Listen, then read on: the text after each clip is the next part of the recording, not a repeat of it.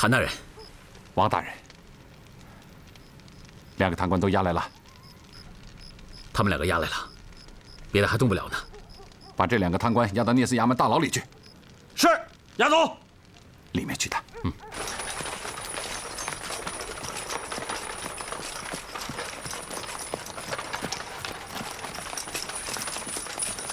完全是官逼民反。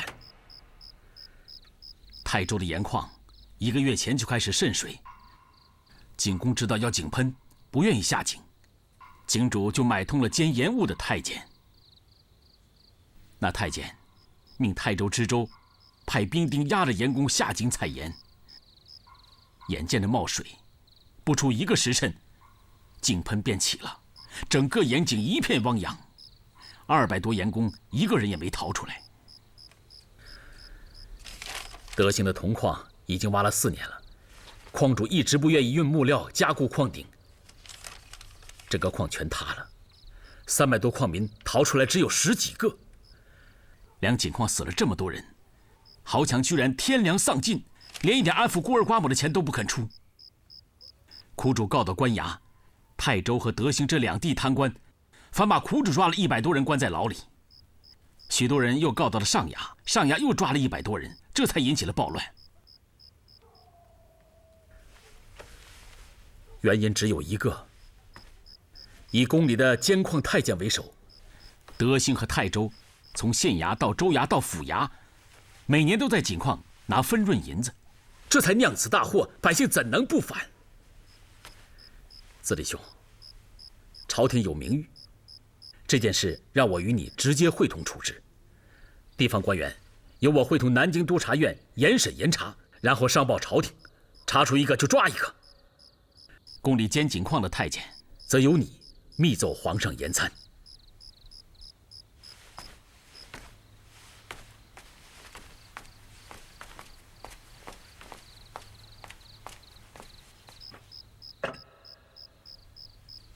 你去把门关上，任何事、任何人不要来烦我。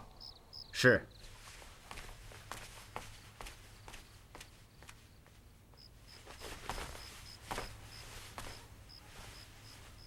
又有谁打招呼了吗？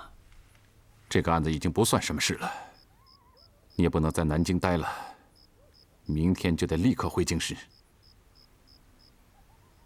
2个矿死了那么多人，又引起了这么大的暴乱，案子刚刚开始查，你现在让我回北京？北京那边出了更大的事，而且牵扯到你。内阁和北京督察院都来了文，你必须立刻返京。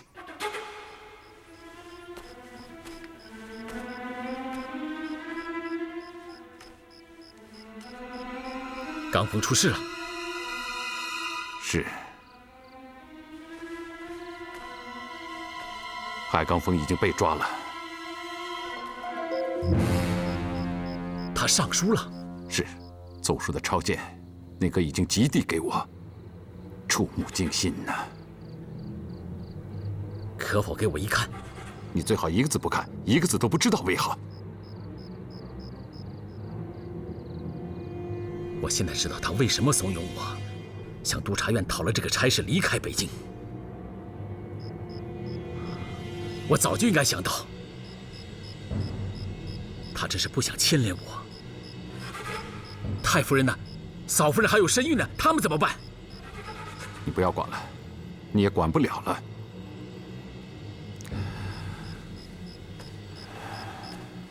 说到底，是我误了他。嘉靖40年，要不是我力荐他出任淳安知县，他现在已在老家采菊东篱了，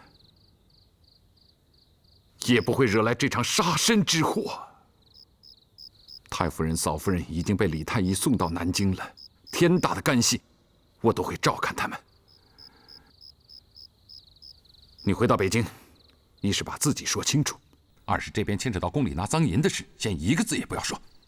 这个时候再牵扯到宫里，陈洪更会怂恿皇上杀人的。给我备马，我现在就走。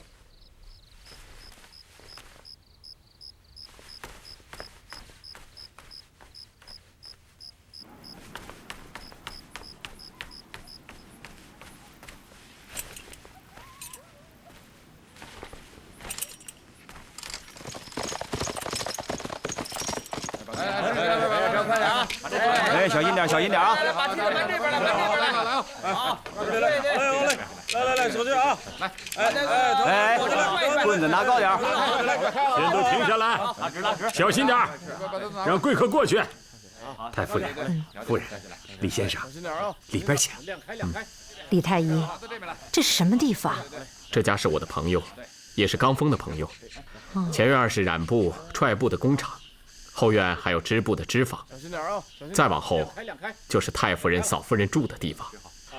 安排你们住到这儿，就是怕你们寂寞。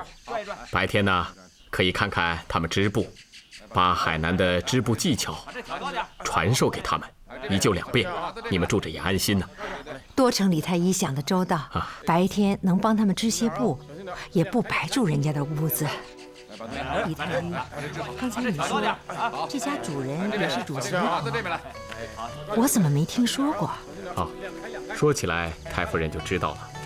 这个人就是刚峰兄任淳安知县时那个杭州知府高知府。后来经理抓了又被罢了官的那个翰林，正是此人。太夫人请啊，这边。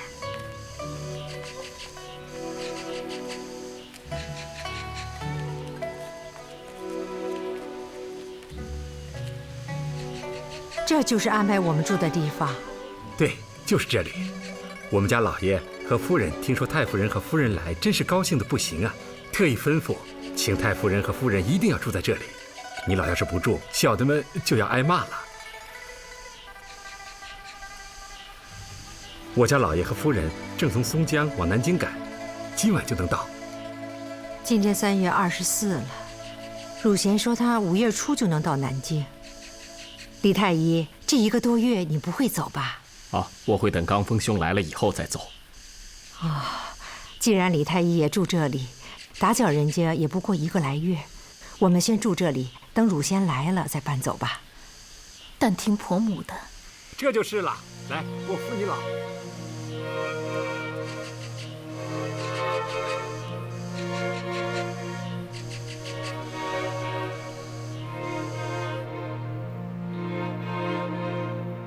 50岁的儿子，在海母的记忆中，从来就没有对母亲说过一句谎话。可这一次，儿子对母亲的承诺将成为永远不能相见的等待。转眼到了5月初5，朝廷的清流理学之臣已经聚集在督察院大堂，奉命在这一天驳斥海瑞在奏书里攻击皇上的言辞，然后论罪。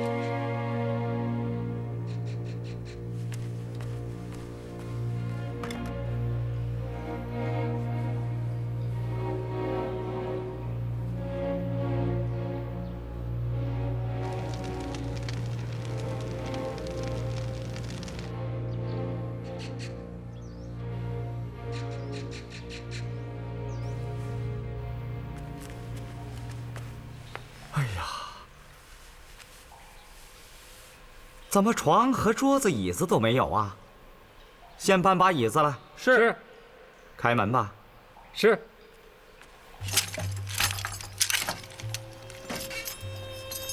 就放在这儿吧。是。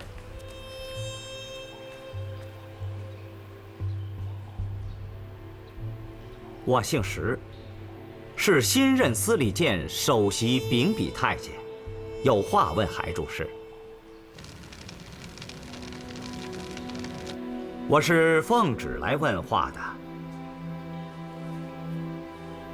皇上说了，你可以坐着回话，也可以站起来回话。不用我帮你站起来吧？你是个清官，这是皇上的原话。皇上说了，你想做比干，他却不是纣王。大明朝不是商朝，没有比干，也没有纣王。这句话回得好，我会如实回旨。我来有2番意思要告诉你。第一番意思是皇上的意思，你听好了。请说。现在已是卯时，再过1个时辰，你就要在督察院大堂受审。审你的是督察院、通政史司、翰林院国子监那些御史翰林和给事中。你的奏书也都早发给他们了，他们要将你说的那些不通的话一句句给驳了。皇上叫我问你一声，面对他们的驳斥，你有没有话回呀？该回的便回。哪些该回？哪些不该回？啊？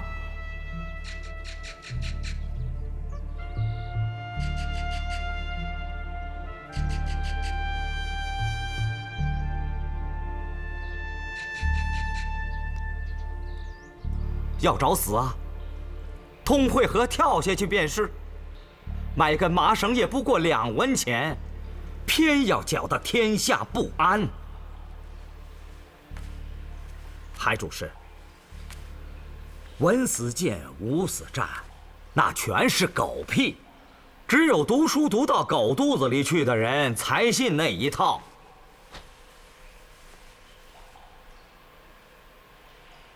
一句话，待会儿到了督察院大堂，你在那些人面前认个错，皇上就会放了你。啊，那些人也不会因为你再受牵连。我想听石公公的第2番意思。你的那道书已经牵涉到了我大明朝的根本。我说这话，你听不听得懂啊？请说下去。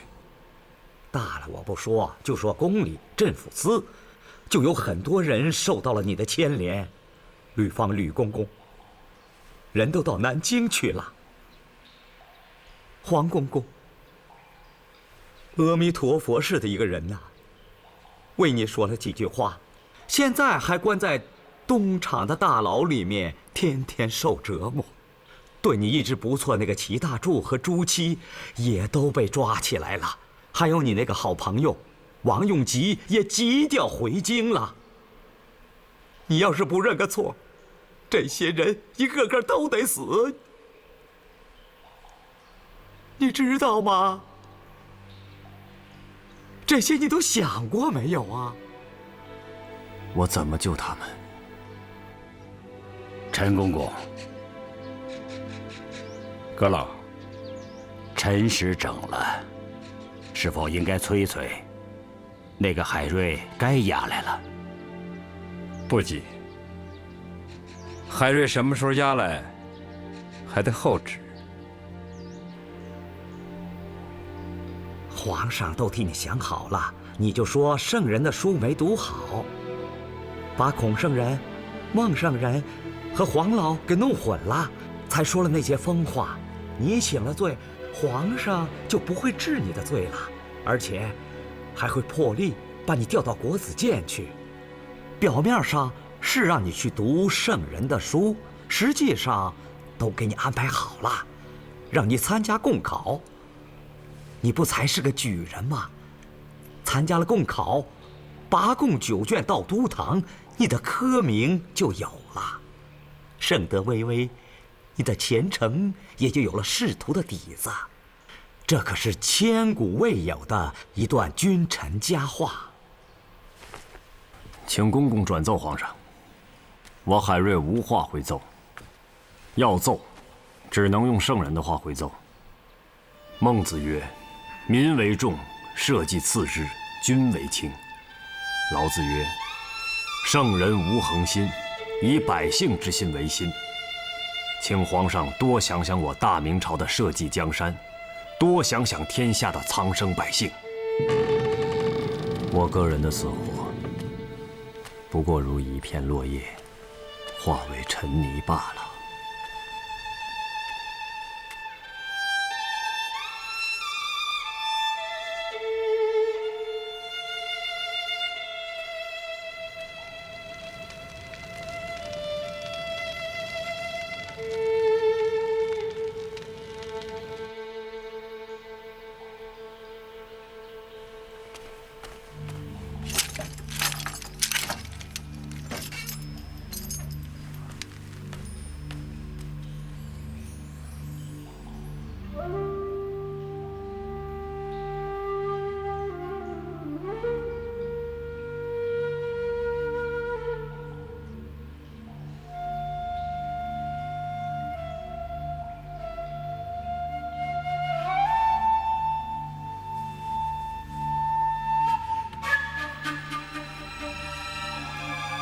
那么多人审你，谅你也不会心服口服。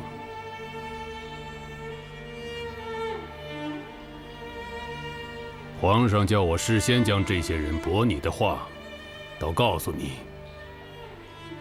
想听听你是怎样回他们的话。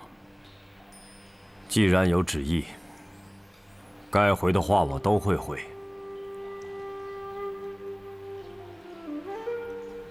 大人能否告诉我，你在哪个衙门任职？和你一样，在大明朝任职。你只管回话。那就请问吧。国子监司业李清源问你：我华夏3代以下，可称贤君者，该首推何人？当首推汉文帝。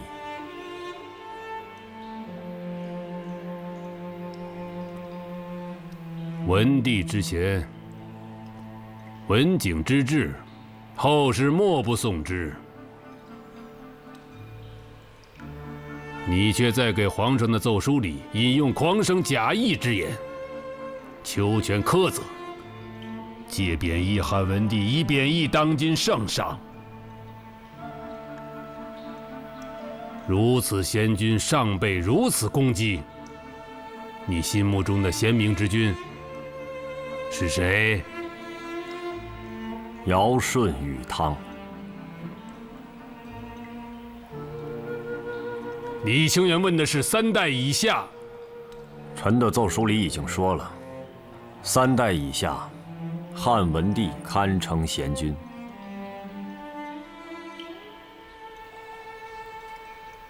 李清源问你，继任汉文帝为贤君，为何反责文帝悠悠退训，多代废之政？这是不是在影射当今的皇上？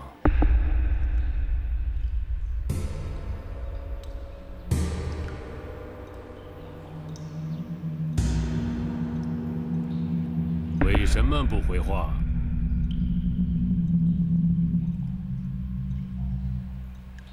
此言不值一驳。不值一驳，还是无言回驳？臣的奏书他们没有看懂，他们也看不懂。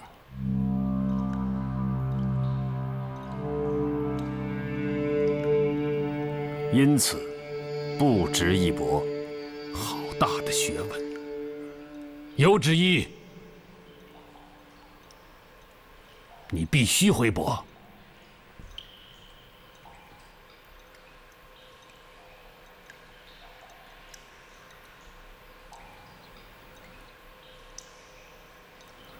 汉文帝不尊孔孟，崇尚黄老之道，无为而治。因此，有悠游退训之短，代废政务之弊。但臣仍认文帝为贤君，因文帝又有亲民近民之美，慈恕恭俭之德，以百姓之心为心，与民休养生息。既知景帝，光大文帝之德，实有文景之治。可是当今皇上，处处自以为效文景之举。20年不上朝，美其名曰无为而治，修道设教行，其实是大兴土木。设百官如家奴，视国库如私产，以一人之心夺万民之心，无一举与民休养生息，以致上奢下贪，耗尽民财，天下不治，民生困苦。要我直言，以汉文帝之贤，犹有废政之弊。当今皇上不如汉文帝，远甚。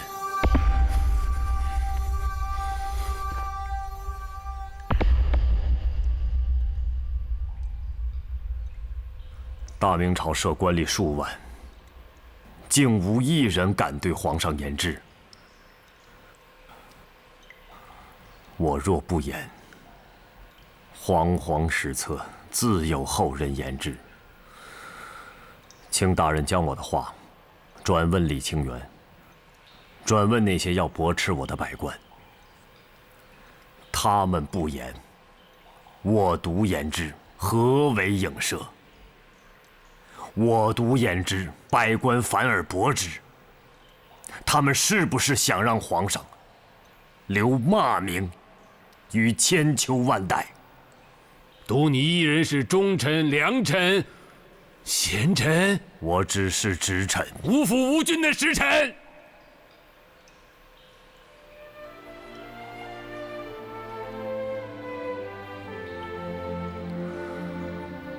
大人，能否将我的话转奏皇上？说。我4岁便没了父亲，家母守节，一人将我带大。初尔为官，家母便谆谆惠之。儿虽无父，既识君禄，君及尔父。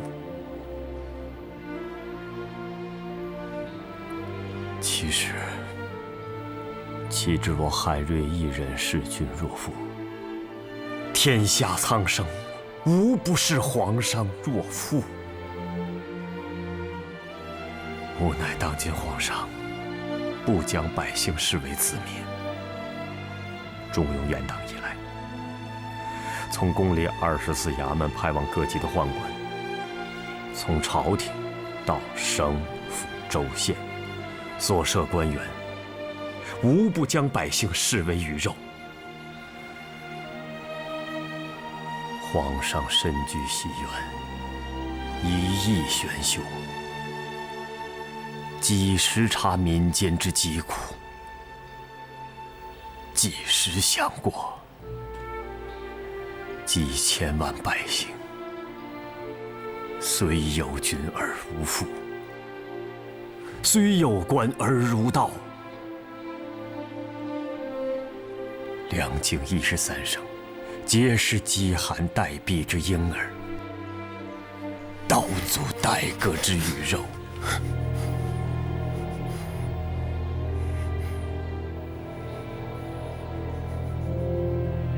君父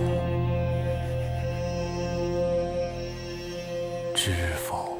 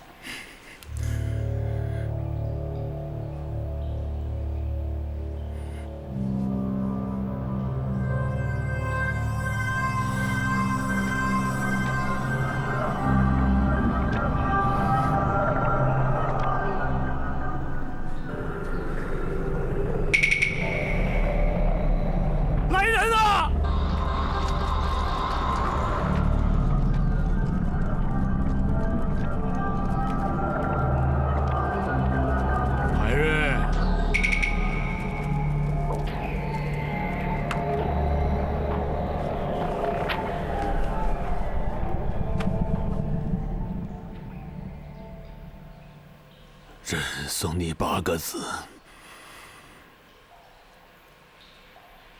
无父无君，弃国弃家。赶快抬走，抬走！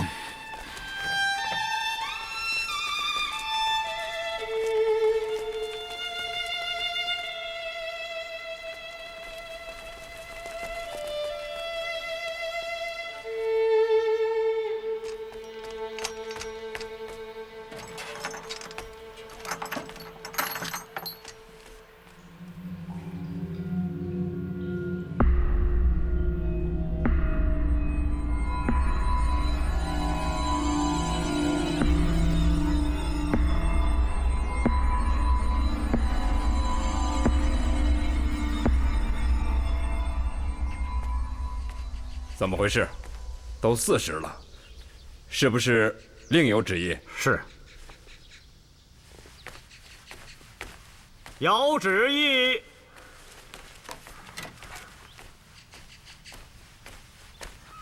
皇上口谕：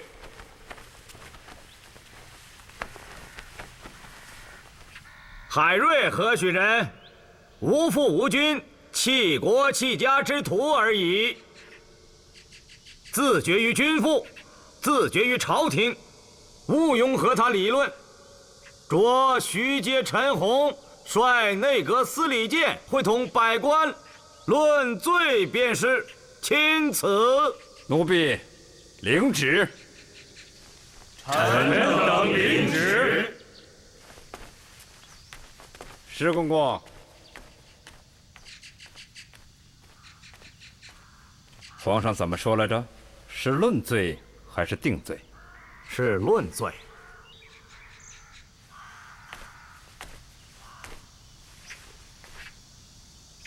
那就论吧。徐阁老，怎么论？内阁拿主意吧。各位请坐。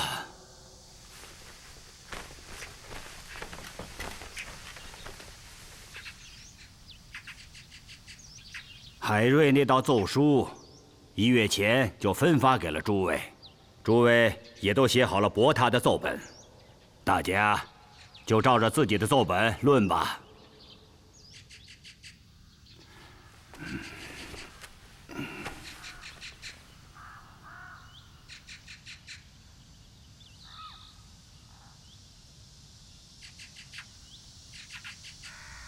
怎么着？都想抗旨吗？孽障！从左边第1个开始，一个个的说。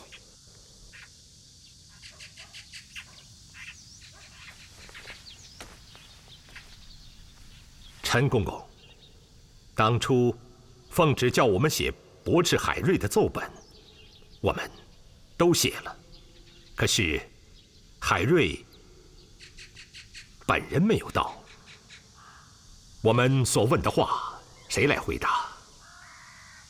无人回答，那让我们怎么论罪呢？哼，反问得好。你的意思，你们的意思，海瑞不来，便论不了他的罪。那也好，我来挨个问，你们来答。李清远，下官在。海瑞有罪无罪？有罪。什么罪？不该在奏书里以不敬之言力骂君父。没了。下官已经回答了。我问你，他力骂君父那些话对不对？力骂君父，便是不对。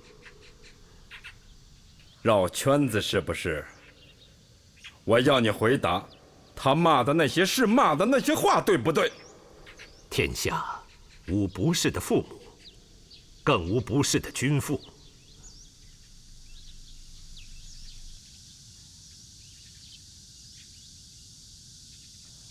你们想回答的都是这2句话吗？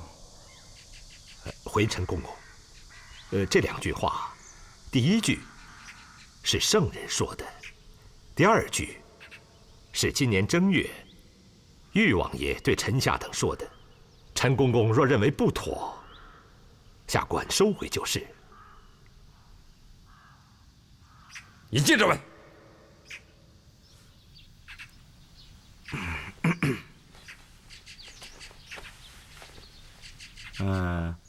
既然大家都写了博海瑞的奏本，我看就把奏本里的话摘出来，纂成1本，然后由内阁用底报发至各省，3法司也可以以此定海瑞的罪了。石公公，这是正论。要不然，每个人把自己的奏本念1遍，几天也念不完。那就把大家的奏书都收上来吧。慢着。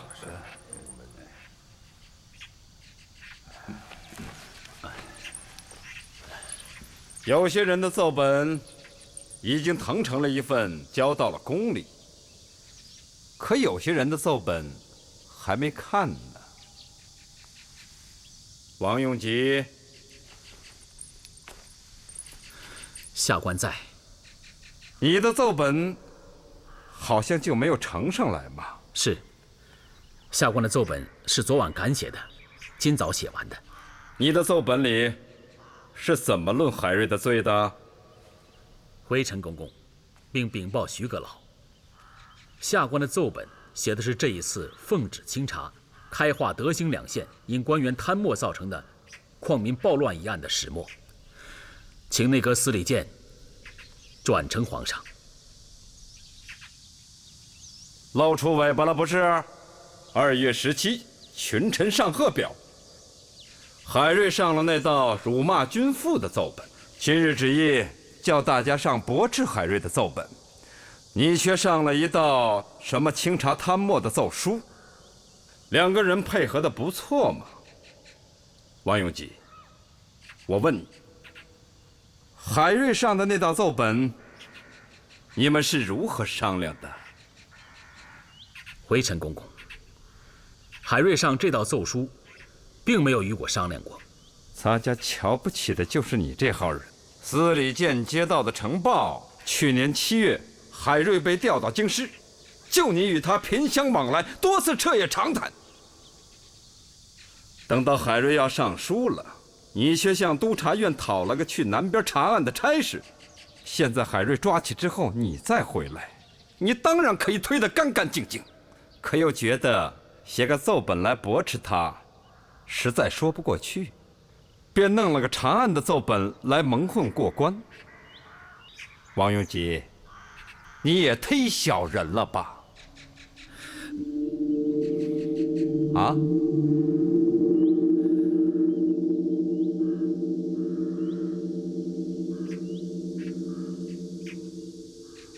我做大明的官，无需公公看得起看不起。大明朝这么多官员，也不是陈公公说谁是小人，谁就是小人。那你就回咱家刚才那些问话，你怎么不是小人？海瑞上那道奏书，并不是与我商量没商量，而是他做人做事向来无党无私，不愿意跟任何人商量。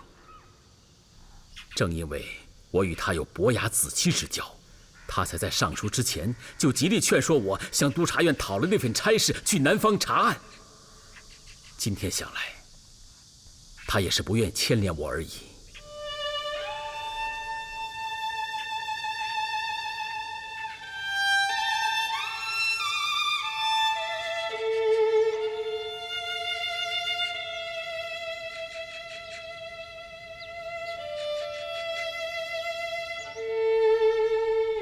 就此一点，海瑞不愧有古君子之风啊！与他相比，我愿意承认自己是小人，可不是陈公公说的那种小人。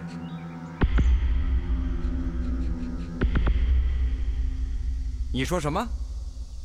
你说海瑞有古君子之风？海瑞做事，只敢做敢当，做人不牵扯别人，古君子也不过如此嘛。你们都听到了？五伦之首，第一便是君臣。今天论的是海瑞对君父大不敬之罪，你无需说什么朋友之道。赵大人，这个王用吉好像就是你当年在浙江当巡抚的时候推举过的人。你说说，他的那些话该怎么论？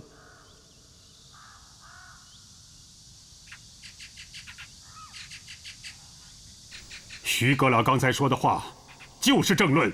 怎么是政论？出尔为是，识君之路，把君臣大义抛在一边，却大谈朋友之道。赵大人，王用吉和海瑞这个“朋”字，在这里该怎么解？让英雄去查英雄，让好汉去查好汉。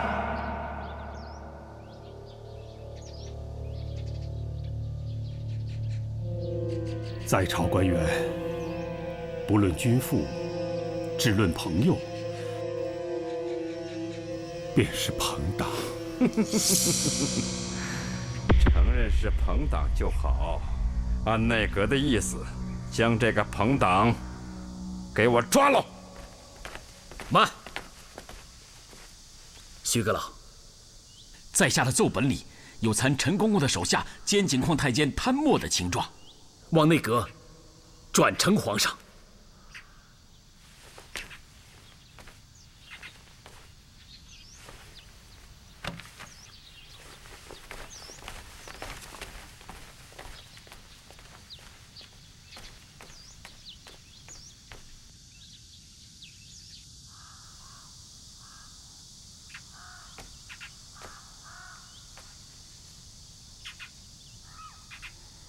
他办的是亲案，这份奏书就请司礼监呈交皇上吧。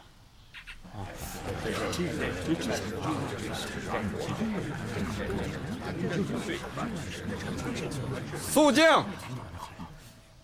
内阁既然说在这里无法论罪，就按你们的意思，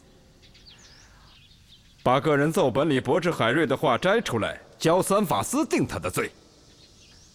还有这个王用吉，还有宫里的黄锦、镇抚司的朱祁、齐大柱，都是朋党，一起论了罪，拟个票，报皇上。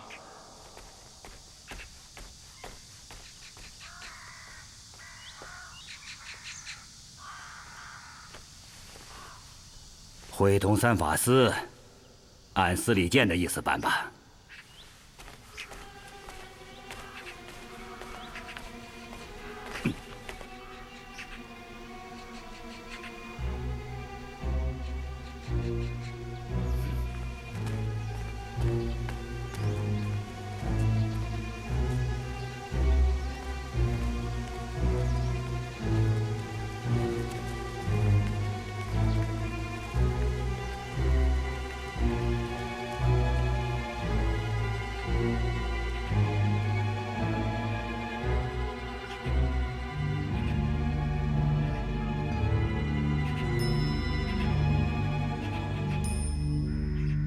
真者，吉也。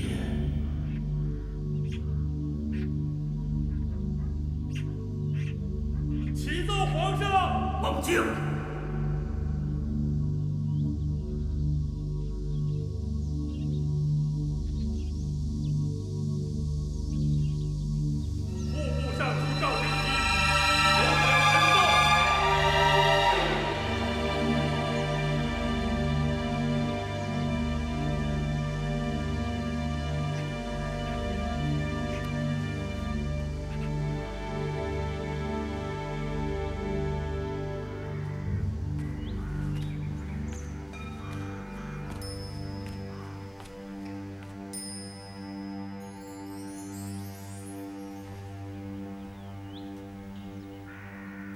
黄锦，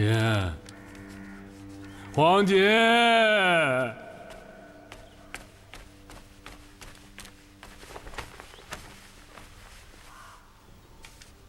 高丽参5钱，党参10钱，白芷5钱，陈皮9钱，10全大补嘛。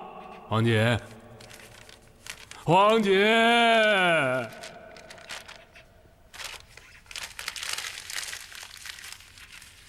叫这2个废物滚出去！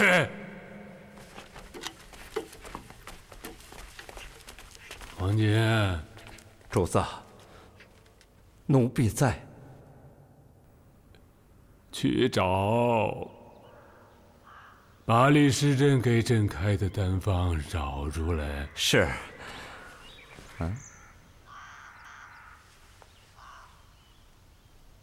请问主子，什么李时珍，什么单方啊？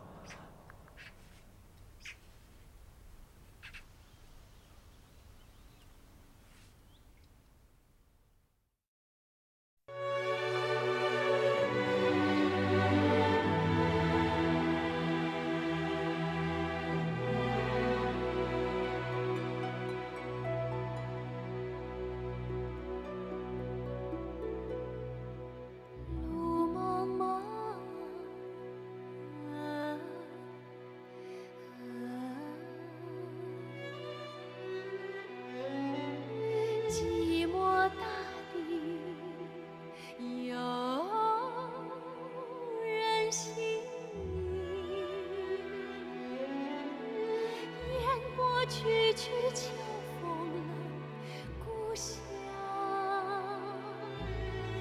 故乡月醉分明。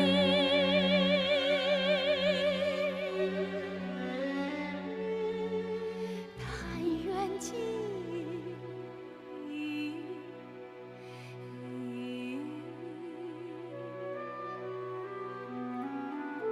萧瑟山中。感一程，登临心系天下事，脚踏中原路不平，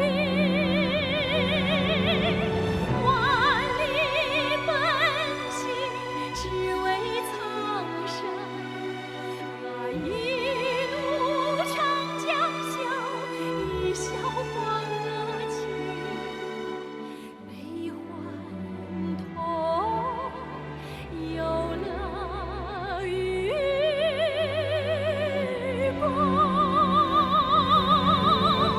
万里奔行，只为苍生。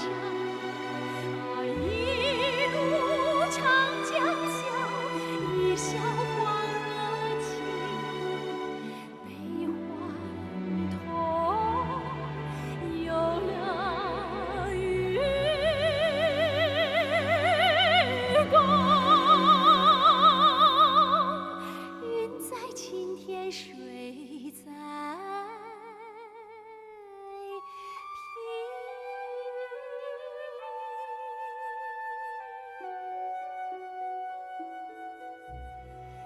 天一明，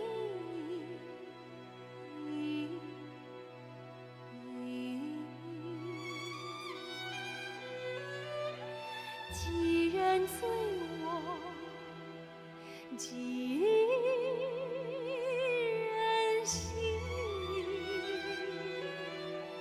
几人一梦惊风雨，七座是看海阔天晴，七座是看海。